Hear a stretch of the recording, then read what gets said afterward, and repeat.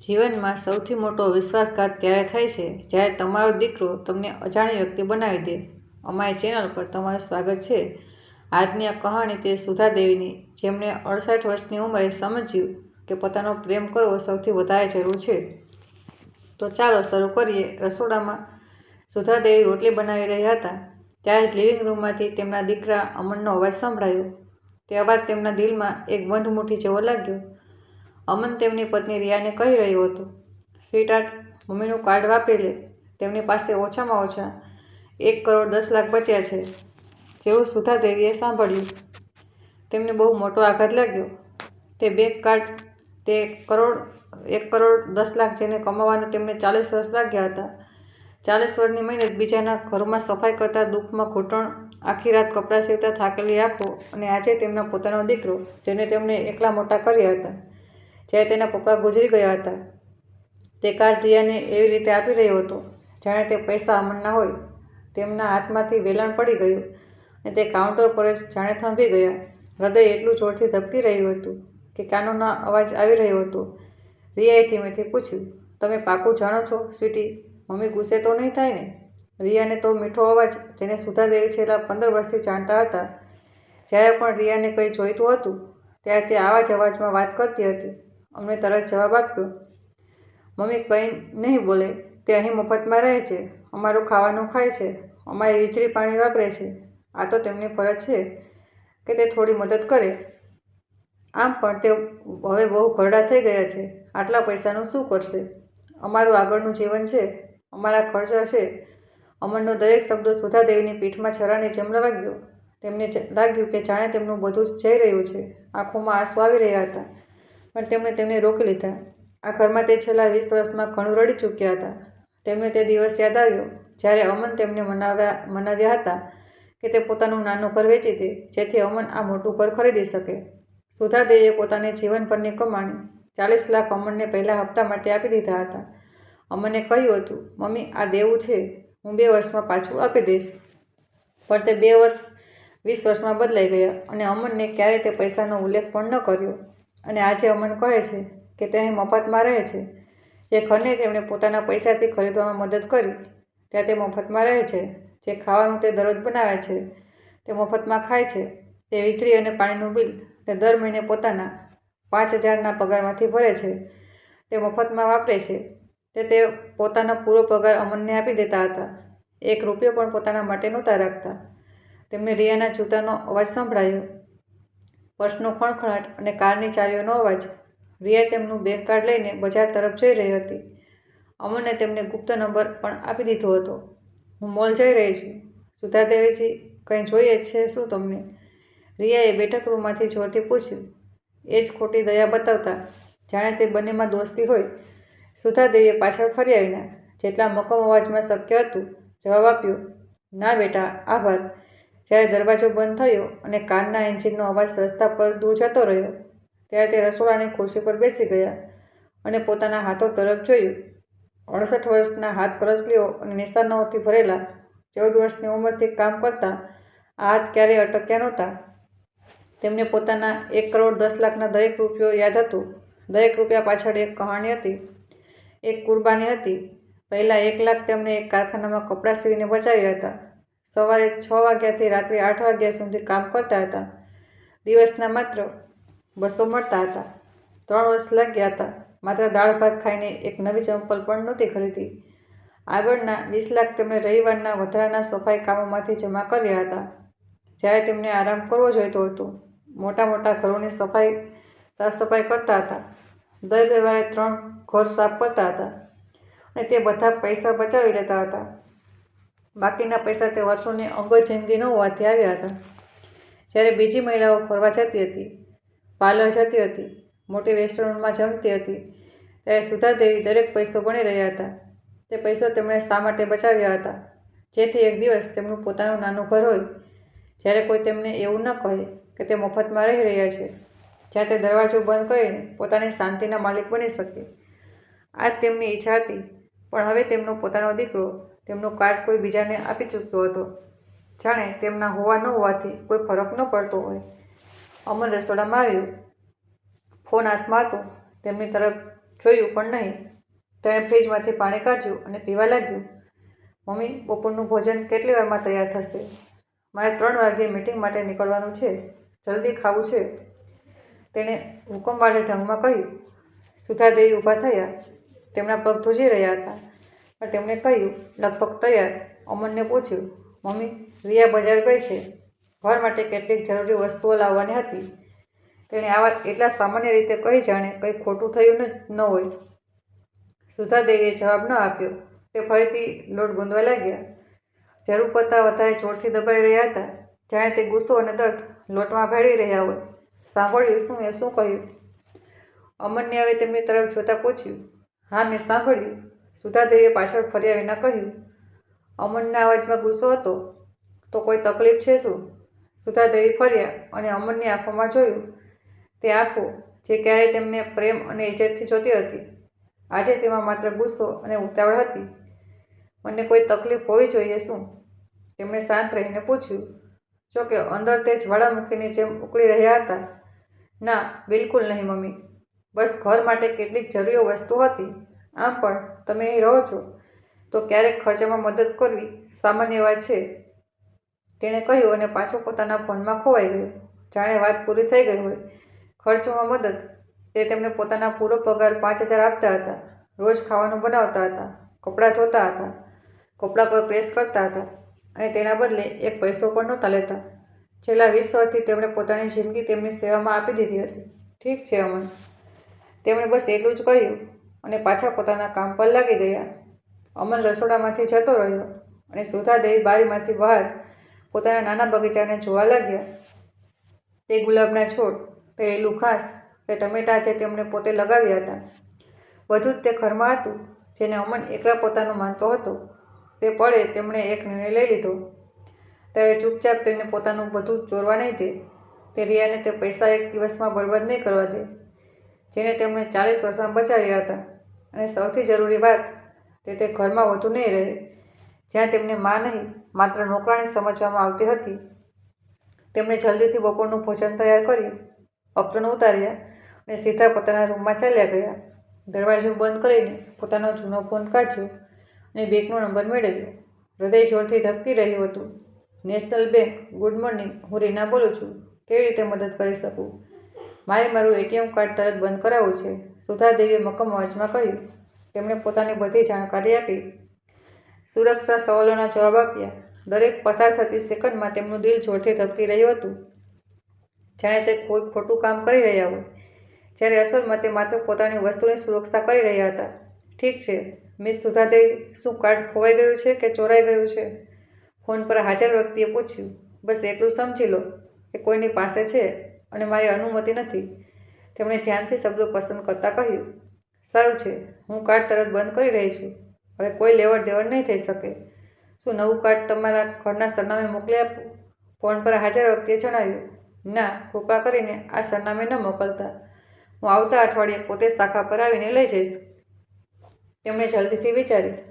તે નહોતા ઈચ્છતા કે અમન કે રિયા તેમનું નવું કાર્ડ પકડી લે. કોલ કાપીને તે પોતાના પલંગના કિનારે બેસી ગયા. આ તે નાનો પલંગ હતો જે અમને તેમને આપ્યો હતો. એમ કહીને કે રૂમ નાનો છે, મોટો પલંગ નહીં સમય. તેમણે પોતાના રૂમને જોયો. 10 બાય 10 ફૂટનો નાનો રૂમ, એક પલંગ, એક નાની કબાટ અને એક નાનું ટેબલ. આ તેમની આખી જગ્યા હતી. તે 4 રૂમવાળા ઘરમાં રિયા પાસે તો એક આખો મોટો કપડાં રાખવાનો રૂમ હતો, જે તેમના આખા રૂમ કરતાં મોટો હતો. સુધાદેવીએ ક્યારેય ફરિયાદ નહોતી કરી, કારણ કે તે તેમનો દીકરો હતો, કારણ કે તેમણે વિચાર્યું હતું કે એક દિવસ તે તેમની માની જેમ જોશે, ન કે એક બોજની જેમ. કેટલા ભોળા હતા તે! અચાનક બેઠક રૂમમાં અમનનો ફોન આવ્યો. તેનો અવાજ પહેલાં સામાન્ય હતો, પછી તે જોરથી થયો અને ગુસ્સાવાળો લાગવા લાગ્યો. મતલબ બંધ થઈ ગયું? આ થઈ જ ન શકે. મારી મમ્મી તો આ બેંકવાળી વસ્તુઓ જાણતી જ નથી.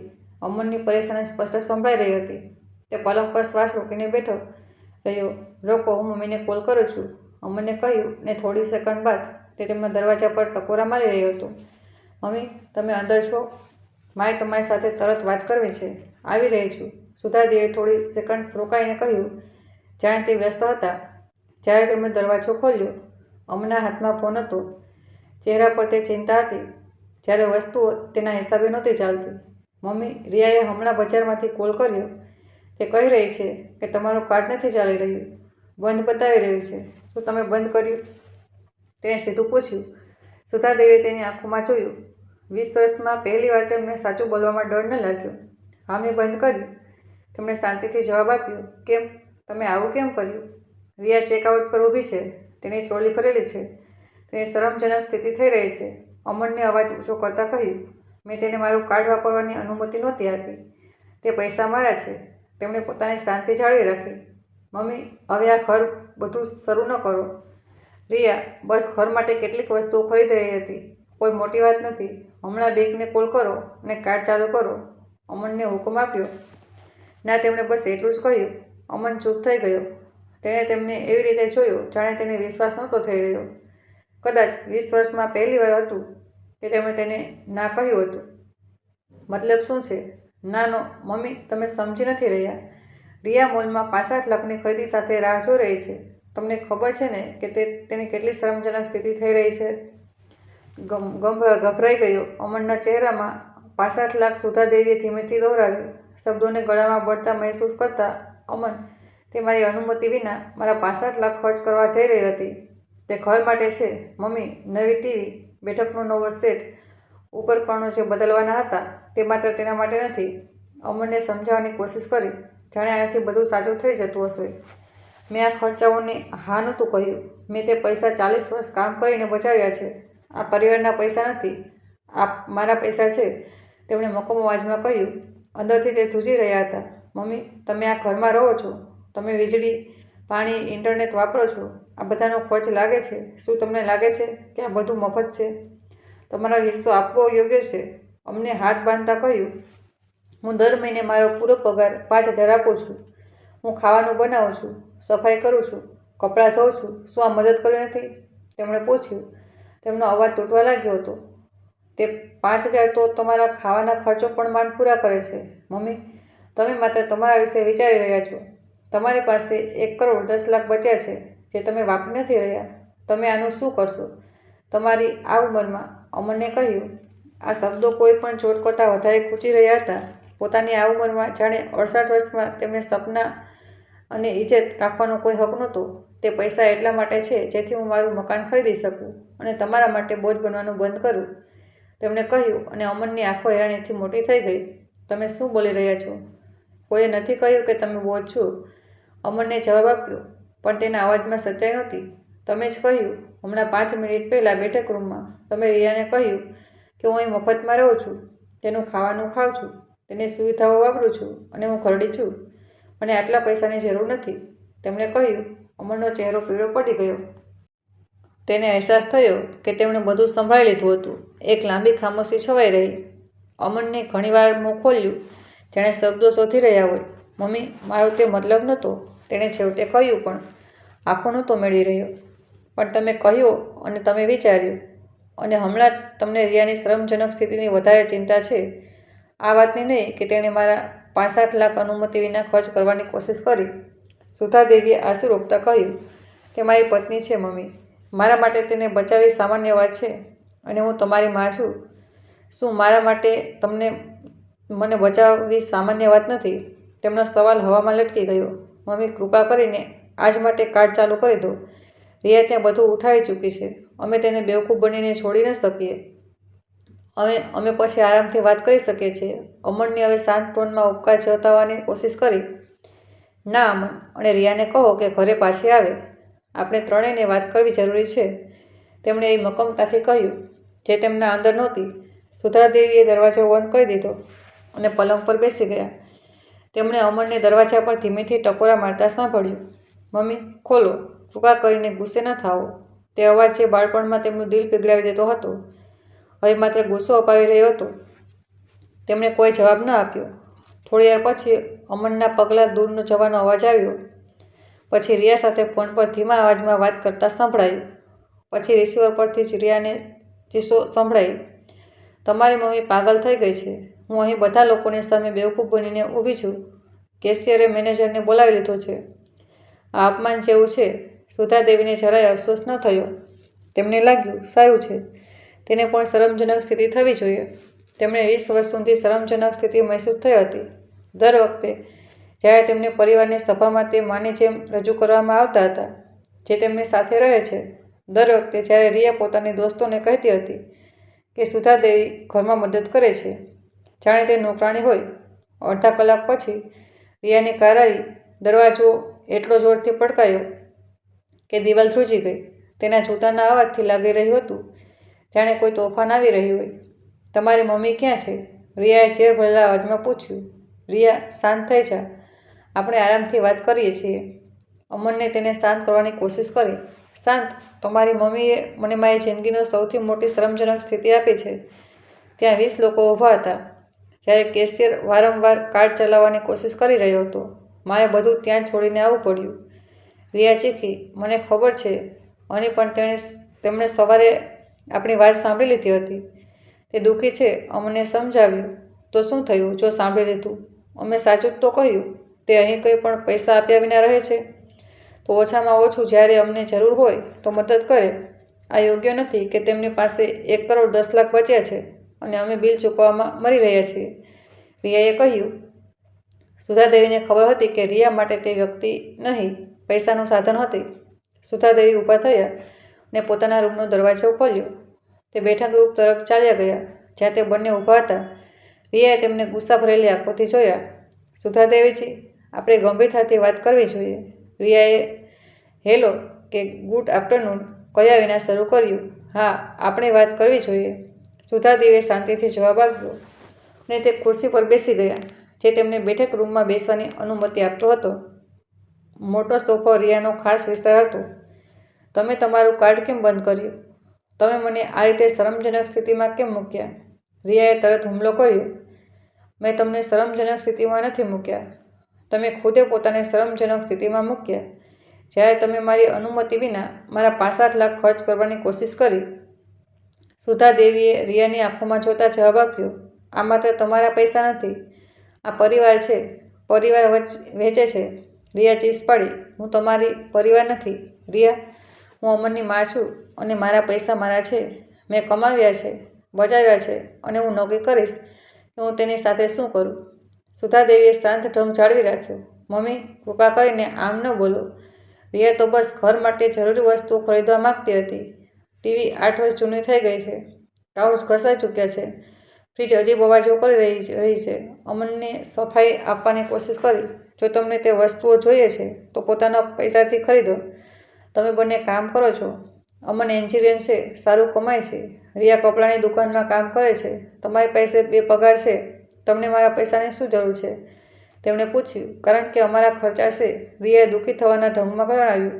આ ઘર પોતાની મેળે સારું નથી રહેતું. ઘરનું દેવું છે, વીજળી પાણીનો ખર્ચો છે, ખાવાનું છે, ઇન્ટરનેટ, ફોન, કારનો વીમો છે. બધું મળીને દર મહિને કંઈક બચતું નથી. હું દર મહિને 5000 મારા પગારમાંથી આપું છું. તેનાથી મદદ મળે છે, સુધાદેવીએ કહ્યું. 5000 કંઈ નથી, સુધાદેવી. તે તમારા ખાવાના ખર્ચા પણ માંડ પૂરા કરે છે, રિયાએ ગુસ્સાથી કહ્યું. તો ઠીક છે, મને છોડી દો. મને મારા પૈસાથી મારું મકાન ખરીદવા દો અને તમારા માટે બોજ બનવાનું બંધ કરવા દો, તેમણે કહ્યું. રિયા અને અમનને એકબીજાને જલ્દીથી જોયા. મમ્મી, આવું ન બોલો. કોઈ નથી ઈચ્છતું કે તમે જાઓ. આ તમારું ઘર છે, અમને કહ્યું. પણ તેના શબ્દો પોકળ લાગી રહ્યા હતા. આ મારું ઘર નથી અમન. તમે ખુદે જ કહ્યું હતું આ તમારું ઘર છે. હું તો બસ અહીં રહું છું, સુધાદેવીએ કહ્યું. અને આ વખતે તેમનો અવાજ તૂટી ગયો.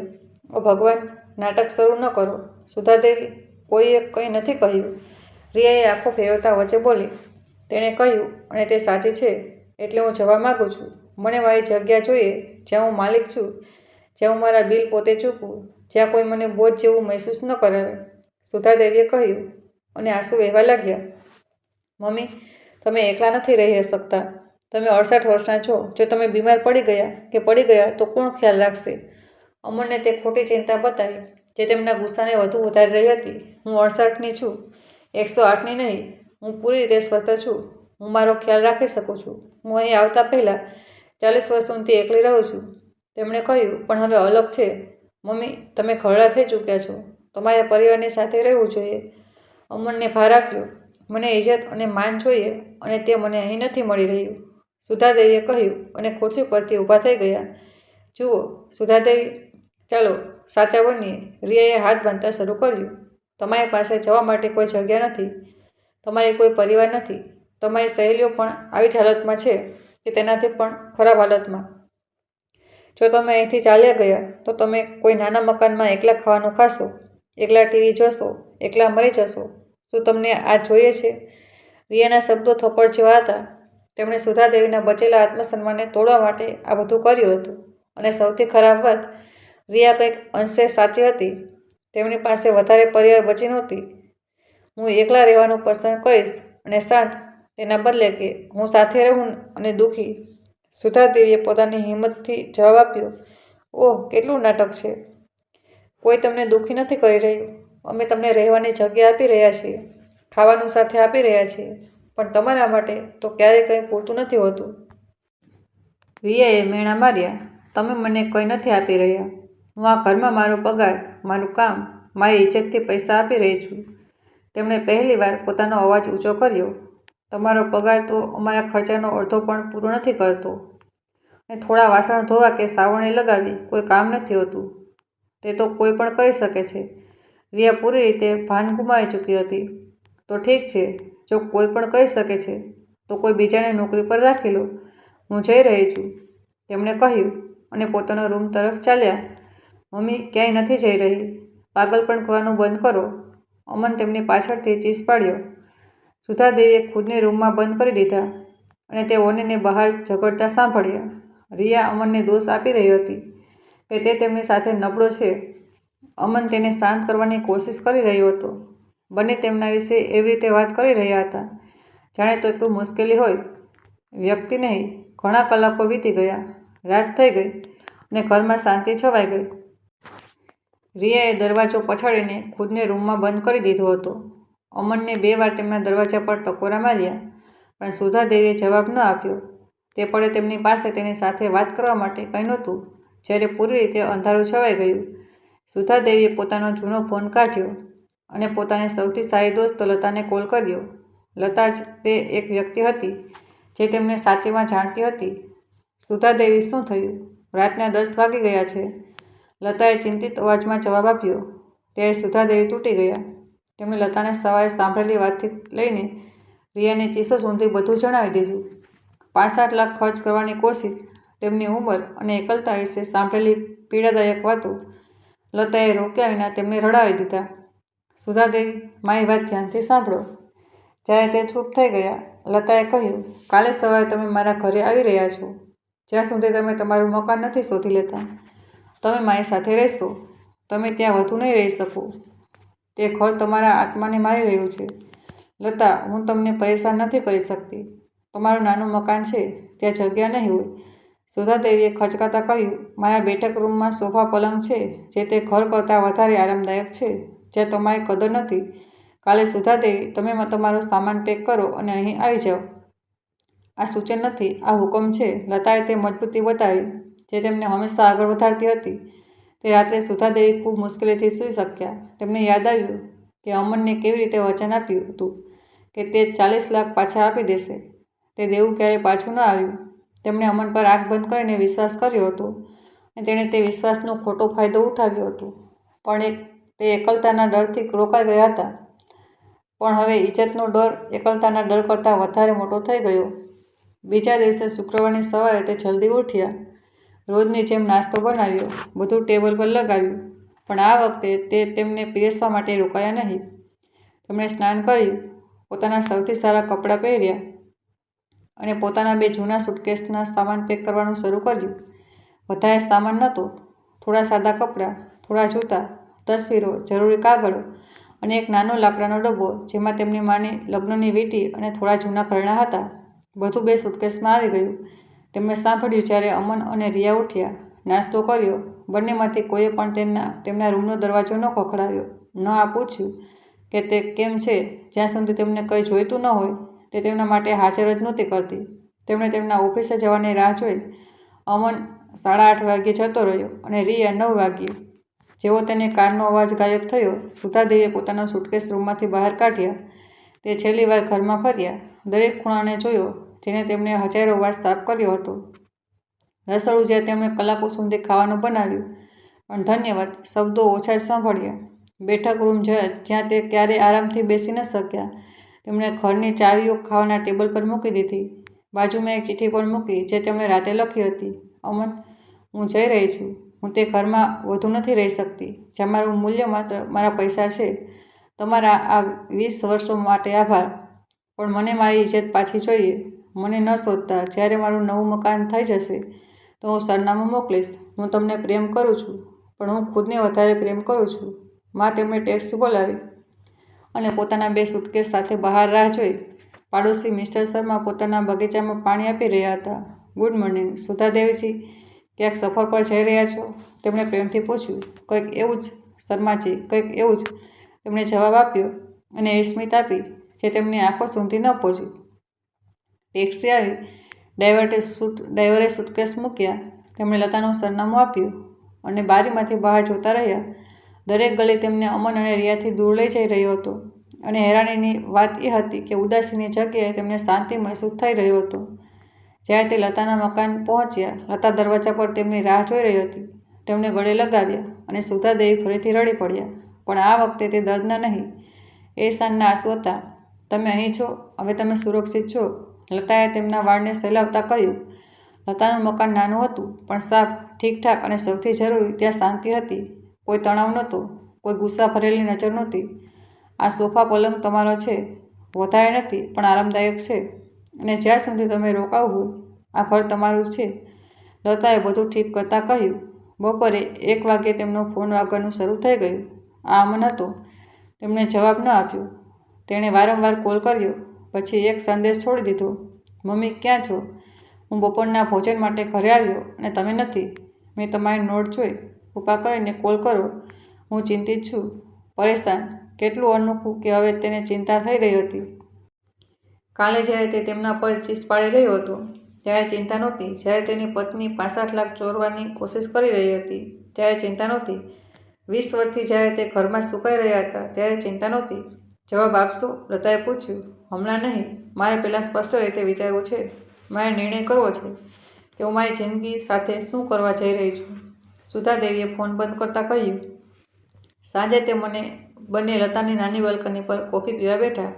જાણો છો લતા? સુધા દેવીએ લાંબો ખામોશી પછી કહ્યું. સૌથી વધારે શું ખૂંચી રહ્યું છે? આ નહીં કે તેમણે મારા પૈસા ખર્ચ કરવાની કોશિશ કરી. આ પણ નહીં કે તેમણે મારી બેઇજ્જતી કરી. સૌથી વધારે દર્દ આ વાતનું છે કે મેં મારી જિંદગીના 20 વર્ષ બાદ મારા દીકરાને પ્રેમ કમાવામાં વિતાવી દીધા. અને હવે મને ખબર પડી કે તે પ્રેમ હંમેશા શરતવાળો હતો. લતાએ તેમનો હાથ પકડ્યો. સુધા દેવી, તમે 20 વર્ષ બરબાદ નથી કર્યા. તમે 20 વર્ષ વિના શરતનો પ્રેમ આપ્યો. મુશ્કેલી તમે નથી. મુશ્કેલી એ છે કે અમન અને તે સ્ત્રી તે પ્રેમને કદર કરવાનું નથી જાણતા. માં તો હંમેશા બાળકો માટે કુરબાની કરે છે. સુધા દેવે તે અફસોસને મહેસૂસ કરતાં કહ્યું જે તેમને બાળપણથી શીખવવામાં આવ્યું હતું. માને બાળકોથી પ્રેમ કરવો જોઈએ. હા, પણ બાળકોએ પણ માથી પ્રેમ કરવો જોઈએ. પ્રેમ એક તરફી નથી હોતો. સુધા દેવી, અને કુરબાનીની એક સીમા હોય છે. જ્યારે કુરબાની તમારા આત્માને મારવા લાગે તો તે પ્રેમ નહીં, ખુદને બરબાદ કરવું છે. લતાએ મજબૂતીથી જવાબ આપ્યો. લતા સાચી હતી. મને મારું મકાન જોઈએ. મારી પોતાની જગ્યા. જ્યાં કોઈ મને આ ન કહે કે હું વચ્ચે આવી રહી છું. જ્યાં હું સવારની કોફી પી શકું વિના વિચાર્યા કે હું કોઈ બીજાની વીજળી વાપરી રહી છું. સુધા દેવીએ કહ્યું. જેવું તેમણે આ શબ્દો બોલ્યા, કંઈક તેમના અંદર મજબૂત થયું. તો કાલે સવારે આપણે મકાન શોધવાનું શરૂ કરીશું. લતાએ મક્કમ ઇરાદા સાથે કહ્યું. બીજી સવારે સુધા દેવીનો ફોન બંધ હતો. તેમને છૂટી ગયેલા કોલ્સની ગણતરીની કોઈ ચિંતા નહોતી. પહેલી વાતે પોતાની પહેલી ઈચ્છા હતી. નાસ્તા પછી તે લતાની સાથે નીકળી પડ્યા. તેમણે 5 મકાન જોયા. બધા તેમના બજેટમાં હતા. 5મું મકાન જેને જોતાં જ તેમનું દિલ આવી ગયું. આ એક 6 માળની સારી બિલ્ડિંગમાં બીજા માળ પર હતો. એક વેઇટિંગ રૂમ જેમાં મોટી બારી હતી અને નીચે એક નાનો પાર્ક દેખાતો હતો. ખુલ્લું રસોડું, એક મોટો સૂવાનો રૂમ અને સાફ બાથરૂમ. આ વધારે મોટો નહોતો, પણ આરામદાયક હતો. રોશનીથી ભરેલો અને શાંતિ હતી. આના માટે કેટલા માગી રહ્યા છે? તેમણે માલિકને પૂછ્યું.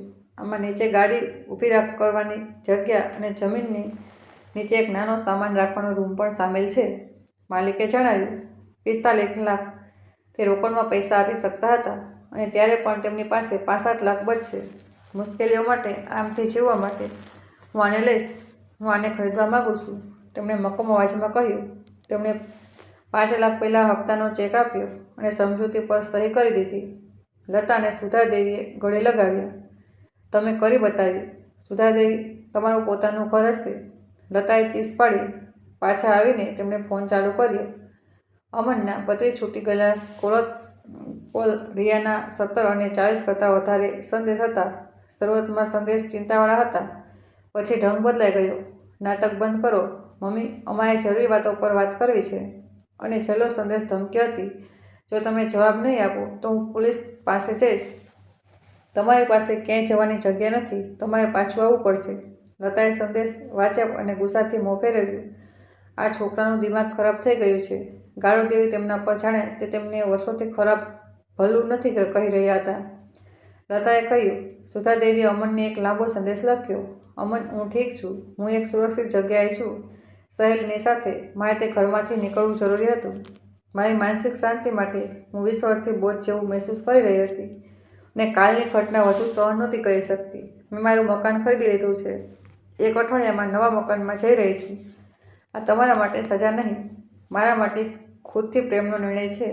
જ્યારે હું ઠીકથી રહેવા લાગીશ, સરનામું મોકલીશ અને આપણે આરામથી વાત કરીશું.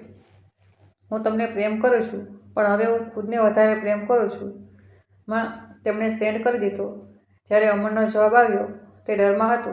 મમ્મી, આ પાગલપન છે. તમે આમ જ કોઈ મકાન કેવી રીતે ખરીદી શકો છો? તમારો ખ્યાલ કોણ રાખશે? જો આ છેતરપિંડી નીકળી તો? સુધાદેવીએ એક નાનો જવાબ મોકલ્યો. અમન, હું 68ની છું, સોની નહીં. હું મારો ખ્યાલ રાખી શકું છું અને મારે રિયાથી કોઈ માફી નથી આપી. જો કોઈએ માફી માગવી છે તો તે તમે બને છો. જ્યારે હું ત્યારે હોઈશ ત્યારે વાત કરીશું. અને ફોન બંધ કરી દીધો. રવિવારે સુધાદેવી અને લતા બજાર ગયા. તેમણે એક નાનું સુંદર ખાવાનું ટેબલ ખરીદ્યું અને લતાએ નવી ચાદર ખરીદી. એમ કહીને કે નવી જિંદગીની શરૂઆત નવી સાફ ચાદરથી થવી જોઈએ. સોમવારે તેમણે વકીલ સાથે મુલાકાત કરી. બધું કાયદેસર અને સાચું હતું. આવતા શુક્રવારે કાગળ પર સહી થવાની હતી. 55 લાખ કુલ પૈસા આપવાના હતા. 5 લાખ પહેલો હપ્તો, 50 લાખ છેલ્લો હપ્તો. ખર્ચા. જ્યાં અમનને વિચાર્યું કે તેમનું ઘર ખરીદવું એક ભૂલ છે, ત્યાં સુધાદેવીએ જાણ્યું કે ઇજ્જત પાછી મેળવવી કોઈ ભૂલ ન હોઈ શકે. શુક્રવારથી 1 દિવસ પહેલાં અમન લતાની બિલ્ડિંગ પર આવી ગયો. લતાએ દરવાજો ખોલ્યો. અમન થાકેલો, પરેશાન લાગી રહ્યો હતો. આંખો નીચે કાળા ઘેરા હતા. મમ્મી, તેણે ધીમેથી કહ્યું. અમન. સુધાદેવીએ જવાબ આપ્યો. તેને અંદર આવવાનું ન કહ્યું. અમે વાત કરી શકીએ છીએ? તેણે પૂછ્યું. અહીં જ ઠીક છે, સુધાદેવીએ કહ્યું. મમ્મી, મને ખબર છે કે અમે ખોટા હતા. અમારે તમારું કાર્ડ નહોતું લેવું જોઈતું, પણ તમારે આમ વિના જણાવ્યે નહોતું જવું જોઈતું. તેણે ઘુમાવીને વાત કરવાની કોશિશ કરી. અમન, મેં ચિઠ્ઠી છોડી હતી. મારે જવું જરૂરી હતું, મારી માનસિક શાંતિ માટે. હું 20 વર્ષથી બોજ જેવું મહેસૂસ કરી રહી હતી અને તમે વર્ષોથી મારી ઇજ્જત નથી કરી. 5-7 લાખ વેચવા નથી હોતા, અમન, તે ચોરી હોય છે. સુધાદેવીએ શાંત રહીને કહ્યું. અમનને તે દરેક પ્રકારની ચાલ વાપરી. પછી તેણે સીધો સવાલ પૂછ્યો. અને પૈસા? તે મકાન પછી કેટલા બચ્યા છે? આ તમારું કામ નથી, અમન. સુધાદેવીએ મજબૂતીથી જવાબ આપ્યો. કેમ નથી? હું તમારો દીકરો છું. મને હક છે જાણવાનો કે તમે તમારા પૈસાનો હિસાબ કેવી રીતે સંભાળી રહ્યા છો. તમારી ઉંમરમાં ખોટો નિર્ણય થઈ શકે છે. અમનને તેણે ચીડવતા કહ્યું. મારી ઉંમરમાં તમારા કરતાં વધારે અનુભવ અને સમજદારી છે. મેં 40 વર્ષ સુધી ભૂલ કર્યા વિના પૈસા સંભાળ્યા છે. સુધાદેવીએ હાથ બાંધતા કહ્યું. અમનને છેલ્લો ઘાવ કર્યો. મમ્મી, આ પૈસા થોડા મારા પણ છે. મેં તમને 20 વર્ષ સુધી ઘર, ખાવાનું, સુવિધાઓ આપી છે. જો અમે તે સરવાળો બાદબાકી કરીએ તો કદાચ મારે તમને કંઈ પણ નથી આપવાનું હોય. લતા વચ્ચે આવી. અમન, હવે તમે જાઓ. તમારી માએ નિર્ણય લઈ લીધો છે અને તમને તેમના પૈસા પર કોઈ હક નથી. અમનને લતાને ઘોર્યો. તમે વચ્ચે ન પડો. આમાં અને દીકરાની વાત છે. આ મારું ઘર છે અને હું જ્યારે ઈચ્છું ત્યારે સામેલ થઈ શકું છું. હવે તમે નીકળી જાઓ કે હું સુરક્ષાને બોલાવીશ. લતાએ ફોન કાઢતા કહ્યું. તમે આ જ ઈચ્છો છો, મમ્મી? અમારી ફેમિલી તોડી દો. અજાણી વ્યક્તિને અમારા વચ્ચે આવવા દો. અમનને લતા તરફ ઇશારો કરતાં પૂછ્યું. લતા અજાણી નથી. જ્યારે તમે હતા જ નહીં ત્યારથી તે મારી સહેલી છે. અને પરિવાર ત્યારે તૂટી ગઈ હતી જ્યારે તમે મને તમારી માની જેમ નહીં, તમારા એટીએમની જેમ જોવાનું શરૂ કરી દીધું હતું. સુધાદેવીએ દર્દથી કહ્યું, મને વિશ્વાસ નથી થઈ રહ્યો કે તમે આ કરી રહ્યા છો. રિયા સાચી કહેતી હતી, તમે માત્ર તમારા વિશે વિચારો છો. અમનને ઝેર ભરેલા શબ્દોમાં કહ્યું, જો તમે આ જ વિચારો છો તો સારું છે કે હું તમારી જિંદગીમાંથી નીકળી જાઉં. સુધાદેવીએ ધ્રુજતા અવાજમાં કહ્યું. અમન ગુસ્સાથી પલટાયો અને લિફ્ટ તરફ ચાલ્યો ગયો. જો બીમાર પડી જાઓ કે મદદ જોઈએ હોય તો મારી પાસે ન આવતા, તેણે ફરીને કહ્યું. અમન, સુધાદેવીએ બોલાવ્યો અને તે રોકાયો. હું તમને પ્રેમ કરું છું, પણ હું તમારા આરામ માટે મારી ઇજ્જત કુરબાન નથી કરી શકતી. અમન જવાબ આપ્યા વિના લિફ્ટમાં ઘૂસી ગયો. સુધાદેવી તે રાત્રે રડ્યા. 20 વર્ષની દુઃખી જિંદગી માટે, તે પરિવાર માટે જે ક્યારેય ન બની શકી, પણ શાંતિના આંસુ પણ હતા. બીજા દિવસે શુક્રવારની સવારે રોશની ભરેલી હતી. લતા તેમની સાથે વકીલની ઓફિસ ગઈ. આ તમારી જિંદગીનો સૌથી જરૂરી દિવસ છે, સુધાદેવી, લતાએ કહ્યું.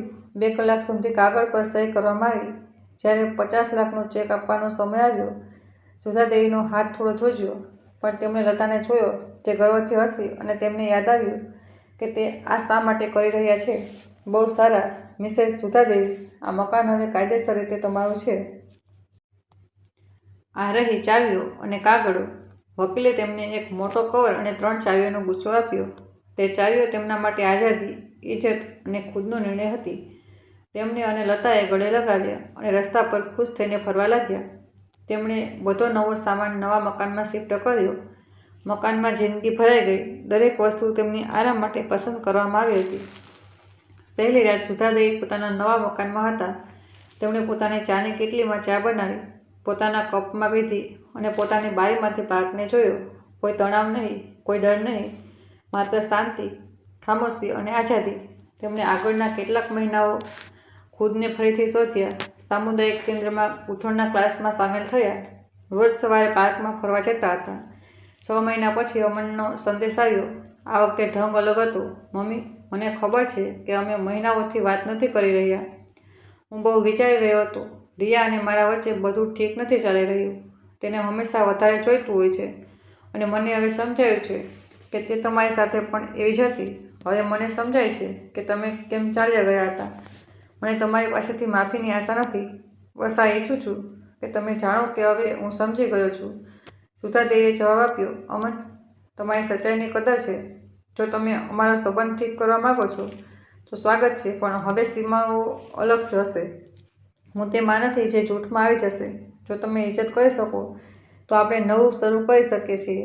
હું તમને પ્રેમ કરું છું, પણ હવે હું ખુદને વધારે પ્રેમ કરું છું. એક રવિવારે અમન તેમને મળવા આવ્યો, એકલા. તેમણે તેને મકાન બતાવ્યું. આ નાનું અને આરામદાયક છે. મમ્મી, આ બિલકુલ તમારા જેવું લાગે છે, તેણે દિલથી કહ્યું. તેમણે કલાકો સુધી વાત કરી.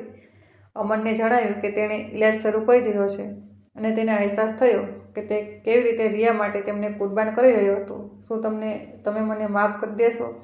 તેણે પૂછ્યું. હું તમને માફ કરી ચૂકી છું બેટા. માફી તમારા માટે નહીં, મારા માટે છે, જેથી હું ગુસ્સાથી આઝાદ થઈ જાઉં. પણ માફીનો મતલબ આ નથી કે આપણે પાછા એવા જ થઈ જઈશું. આનો મતલબ છે કે આપણે સારા નિયમો સાથે આગળ વધીશું. સુધાદેવીએ શાંતિથી સમજાવ્યું. 6 મહિના બાદ અમન અને રિયાનો તલાક થઈ ગયો. આજે એક પછી સુધાદેવી 69 વર્ષના છે અને પોતાની ખુરશી પર બેઠા છે. તેમની પાસે 65 લાખ બેંકમાં છે. મકાન પૂરી રીતે તેમનું છે. અમન દર 2 અઠવાડિયે તેમને મળવા આવે છે અને હવે તેમનો સંબંધ ઈમાનદાર છે. તેમની બહુ ખાસ નથી, પણ તેમની પાસે તે છે જે 20 વર્ષોથી નહોતું. શાંતિ. તેમની પાસે પોતાની જગ્યા છે, પોતાના પૈસા, પોતાની ઇજ્જત. જ્યારે તે પાછળ જુએ છે તો તેમને દુઃખ થાય છે કે તે પહેલાં કેમ ન નીકળ્યા, પણ પછી તેમને યાદ આવે છે કે દરેક અનુભવ પીડાદાયક હોય છે કે નહીં. તેમને આજ પળ સુધી લાવ્યા છે અને પોતાના માટે જીવવું જિંદગીમાં સૌથી જરૂરી છે. તો જોયું તમે બધાએ, સુધાદેવીએ 68 વર્ષની ઉંમરે પોતાનું આત્મસન્માન પાછું મેળવ્યું. જિંદગીમાં ક્યારેક ક્યારેક સૌથી મોટો પ્રેમ ખુદથી કરવો પડે છે.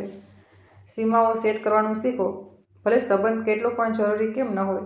ઇજ્જતથી જીવવું બેંકમાં જમા પૈસા કરતાં વધારે જરૂરી છે. ઉમ્મીદ છે કે તમને આ કહાની પસંદ આવી હશે. જો તમને સુધાદેવીની યાત્રામાંથી શીખ મળી હોય તો લાઈક અને કમેન્ટ જરૂર કરજો. અને હા, અમારી ચેનલને સબસ્ક્રાઈબ કરવાનું ભૂલતા નહીં. તમે બધા ખુશ રહો અને સ્વસ્થ રહો. આભાર. હર હર મહાદેવ.